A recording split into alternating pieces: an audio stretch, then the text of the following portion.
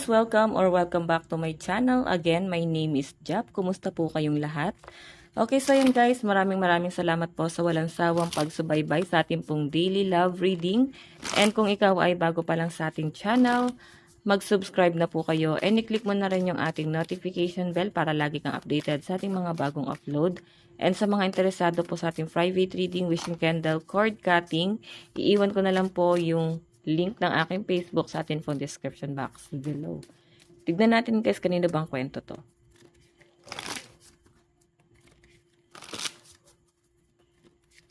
Okay.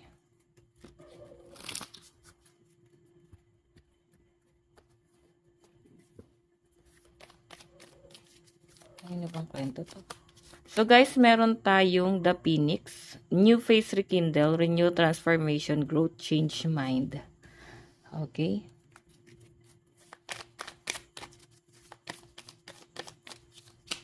Meron tayong photograph.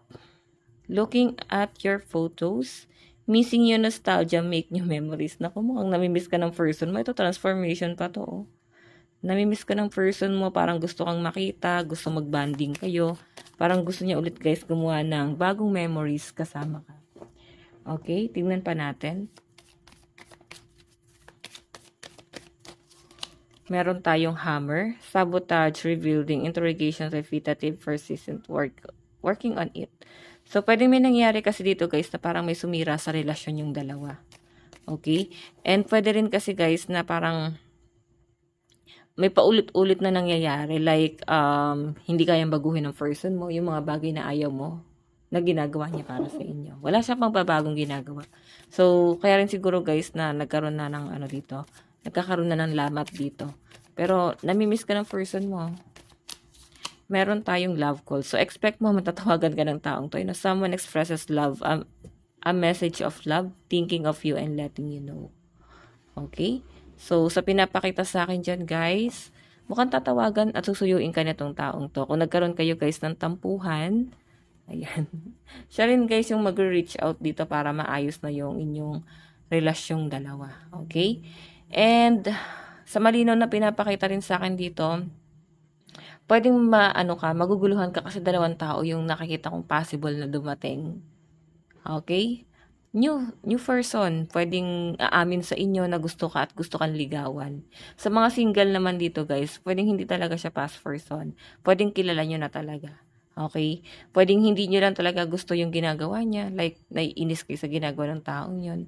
So, pwedeng nga amin siya. Pwedeng isang tao lang din. Pwedeng nga amin siya sa inyo na gusto kanya kung bakit kanya guys inaasar-asar. Okay? Tignan pa natin.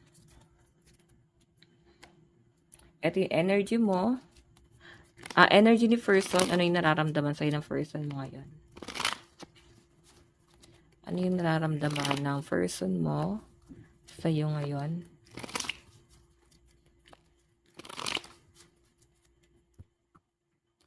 Okay, nararamdaman.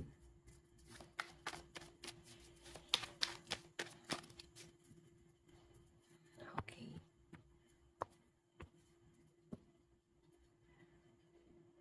Okay.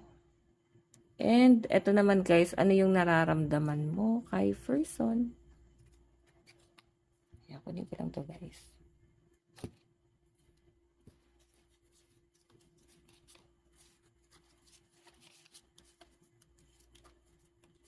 Nararamdaman mo sa person mo.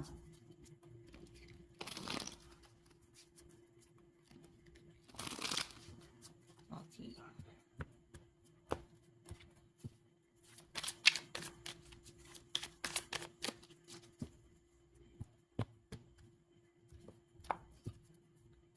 Okay. So, dun muna tayo guys sa energy ni person. Nararamdaman sa'yo ng person mo ngayon. Feelings niya, emosyon niya sa'yo. 8 of Wands. Mahal ka nito kasi gusto kanyang kausapin eh. Gusto ka nga nitong puntahan guys. May nakikita ako dito guys pag-uusap na pwedeng mangyari. Or pwedeng nangyari na siya guys, no? And may nakikita rin ako guys, pwedeng may distansya sa inyong dalawa. Gusto niya mag-travel papunta sa'yo. 8 of Wands. May pag-uusapan kayo rito guys. So, nararamdaman niya sa inyo, mahal ka niya kasi nababali sa to ng hindi kayo nag-uusap. Okay, ayusin ko lang. Ay no, sobrang balisa tong si person. Kasi parang ilang araw na rin kayo guys na hindi nag-uusap. Iniiwasan mo siya. Binlock mo siya. Kaya susuyuin ka nito. Tignan pa natin ano naman yung tingin. Okay, ano yung tingin sa ni person ngayon? Temperance. Feeling niya kasi guys nagkakasakit ka. May sakit ka ba ngayon? Or may pag-a-adjust kang ginagawa? Aware din siya guys na ikaw yung nag-a-adjust para sa relasyon nyo. Ikaw yung nag-give way. Aware siya doon. Pwedeng hindi niya lang talaga guys kayang sabihin sa inyo kasi pwedeng nahihiya siya sa sitwasyon niya sa mga nangyayari. Okay? Pero aware siya na nag-a-adjust ka. Tignan pa natin. Okay, tignan pa natin guys. Ano naman yung um, ano naman yung magiging action ni person sa inyong dalawa? Judgment kasi. So, gagawa to guys ng hakbang. Di baling ma-judge siya ng mga tao. Wala na siyang pakialam doon. Kung ano masasabihin sa kanya ng mga tao. So, parang darating sa point na ito si person, parang wala siyang pakialam. Basta ilalaban niya yung alam niyang gusto niya. Okay? Kasi gusto kanya talaga guys eh. And parang itong relasyon niya parang kailangan ipaglaban siya. Or ipaglaban mo siya. Parang pinaglalaban, ganyan. Okay? So, tignan pa natin guys. May nakikita kong travel sa inyo ng person mo. Baka meron kayong pupuntahan. May magtatanan ba dito? May magre-relocate. Ganon. Okay. But, overall energy guys, di ba, the lovers, napakaganda. Sabi ko sa inyo guys, mahal na mahal ka ng taong to. Wala lang ako guys talagang masabi dito. Ang problema lang talaga guys, sobrang daming challenge ninyo ng person mo. Lalo sa pagsasama nyo. Kung kayo guys ay nagsasama ngayon, I think talagang sinusubok itong pagsasamang to, no? Nandun na kayo sa point na gustong-gusto nyo yung isa't isa, pero nahihirapan kayo guys na magsama. Pwedeng nahihirapan kayo guys sa, kung nagsasama man is, nahihirapan kayo sa bills. Siguro dahil sa pera. Kasi temperance parang pag-budget, pag-adjust, no? Okay? Yun yung parang pinaka-struggle nyo, yung pera. Bottom of the deck, guys, meron tayong Three of Cups celebration. So, parang meron kayong isa-celebrate ni person. Birthday ba to? Mansary, anniversary, wedding anniversary, or kung ano man. Basta meron ako nakitang celebration na magaganap sa inyo. So, guys, malakas po yung mga water sign. Cancer, Pisces, Scorpio, Aries, Leo, and Sagittarius. Tignan po natin ano naman ang nararamdaman sa'yo ng person mo. Meron tayong the universe. What I mean, ano yung nararamdaman mo sa person mo? The universe.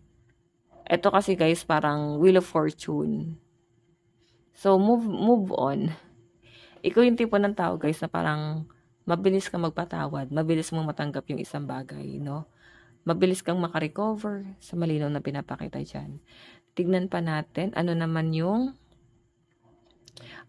tingin mo kay person? Kasi ikaw nagmo-move on ka dito eh. Or hindi niya na lang guys masyadong pinapansin. Or ikaw yung tipo ng tao na hindi na para palakihin pa yung issue yung dalawa. Ayan po. Okay.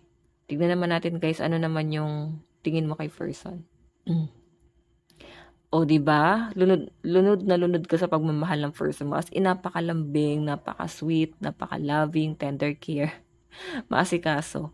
Kasi Ace of Cups eh. Talagang lulunurin ka niya sa pagmamahal. Guys, no? So, ramdam na ramdam mo yung pagmamahal din sa initong taong to. Tignan natin guys, ano naman yung magiging action mo. Meron tayong Ace of Torches. Temptation.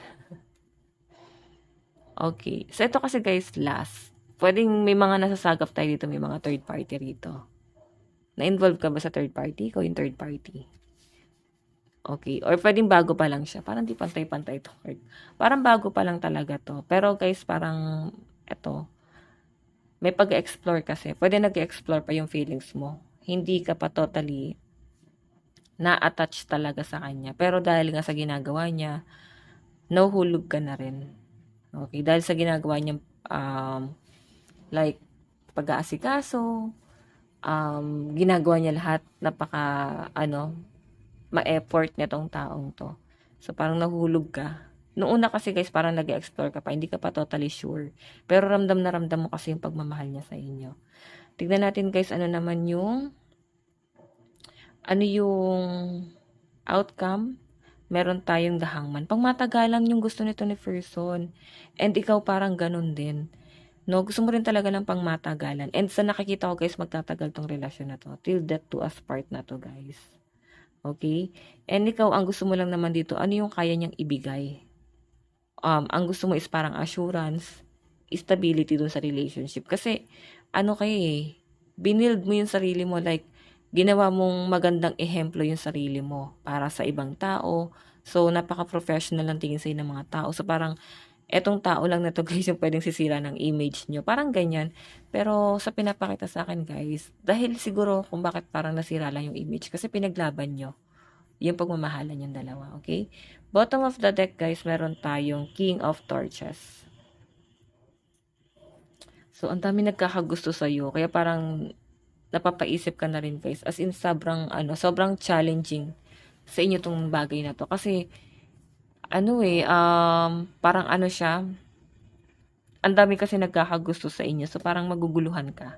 So, challenging para sa'yo. So, parang sa dami kasi guys na may gusto sa inyo, etong taong to yung pinaka nakikitaan mo na parang pangmatagalan at sobrang seryoso talaga sa inyo guys. Yun din naman talaga yung nafe-feel ko. Mahal na mahal ka nitong taong to guys, no? Meron tayo guys, ayan, malakas ang energy ng mga cups, water sign, Cancer, Pisces, Scorpio, Aries, Leo, Sagittarius. Saan na patungo tong relationship na to?